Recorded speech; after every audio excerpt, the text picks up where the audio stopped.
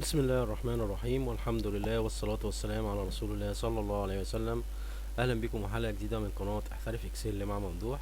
النهاردة يا جماعة بنتكلم في موضوع مهم جدا، وهو ازاي ان انت تقدر تعمل علامة مائية في الاكسل وانت بتقدم التقرير بتاعك.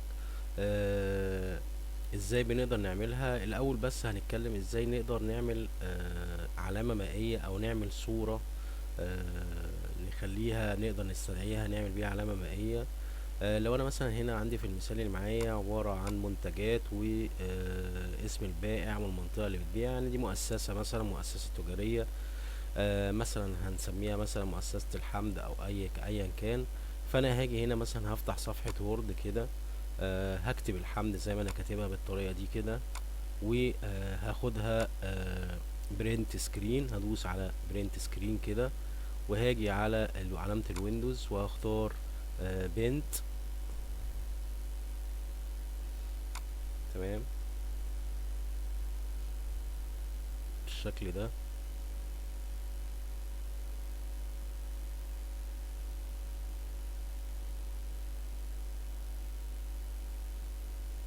هو بيفتح بس شوية. فهاجي هنا هلاقي الصفحة اتفتحت لي بالشكل ده. هاجي على زرار بيست ده، هعمل بيست كده بالظبط، واجي على كورب دي واعمل اوكي كده. انا عايز الكلمة بس اللي تبقى ظاهرة عندي، او الصورة عبارة عن الكلمة دي. فانا هصغرها كده بالشكل ده.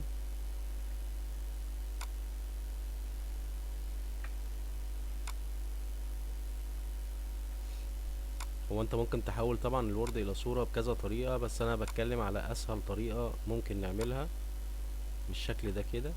وهاجي هنا من منيو هسيف، هعمل سيف از، هختار ايمج عشان احفظها كصورة، واكتبها مثلا الحمد.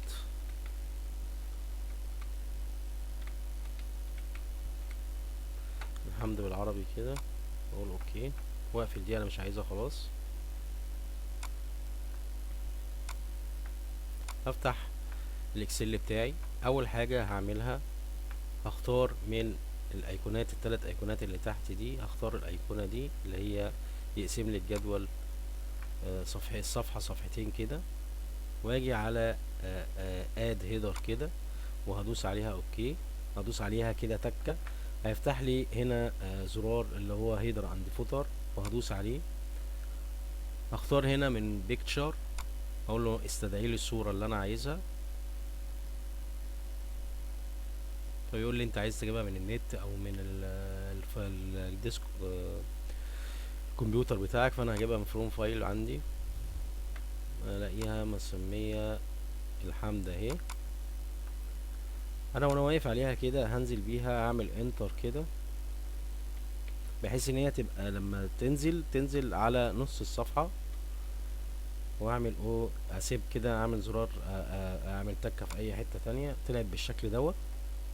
طب انا لو عايزها مثلا تيجي ناحية اليمين شوية، هعمل مسطرة كده شوية وادوس بره كده بالظبط كده. طيب انا عايز اظبط بقى الفورمات بتاعت الصورة ديت، بحيث ان هي تبقى اخف شوية او شكلها اخف شوية، بحيث ان هي يظهر لي الكلام من بعديها. هاجي هنا برضو هدوس على الزرار بتاع الهيدر والفوتر، وادخل على هيدر وفوتر، وادخل على فورمات بيكتشر. هنا بتظبط المقاسات بتاعتك بقى. كتبت مثلا 1:2، ودوست اوكي كده، هتلاقيها تكبر بالشكل ده. تمام. هندخل برضو نعمل ندخل بقى على بيكتشر كده. آه ممكن تختار اللي هي الكلمة الأخيرة اللي هي والشوت، وهنعمل اوكي كده. شوف انا لقيناها ظهرت بالشكل ده خفيف جدا، فانا عايز اتقلها شوية. فهدخل برضو هدوس كده، وادخل عند هيدر وفوتر، هعمل فورمات بيكتشر. هروح عند بيكتشر، شايف الخانة اللي تحت دي اللي هي الشريط اللي تحت دوت. لو دوست عليه كذا مرة كده ده بيتقل الكلام كده شوية. بص ظهرت برضو تقيلة شوية كده بالشكل دوت. لو جيت هنا في الطباعة كده وعملت مثلا كده كنترول بي، هتطلع لي بالشكل ده، واطبع واشتغل بالشغل بتاعي. يبقى شكل التقرير عليه علامة مائية، اسم المؤسسة اللي انت شغال فيها، او حتى تقرير انت بتعمله وهتكتب اسمك عليه او كده. بيبقى شكل التقرير ظريف وشكله كويس. ده كان موضوع حلقتنا النهارده، ارجو ان يكون الفيديو عجبكم. ما تنسوش دعم القناه بالاشتراك في القناه وتفعيل الجرس عشان يوصلكم كل جديد. وشكرا جزيلا لكم، والسلام عليكم ورحمه الله وبركاته.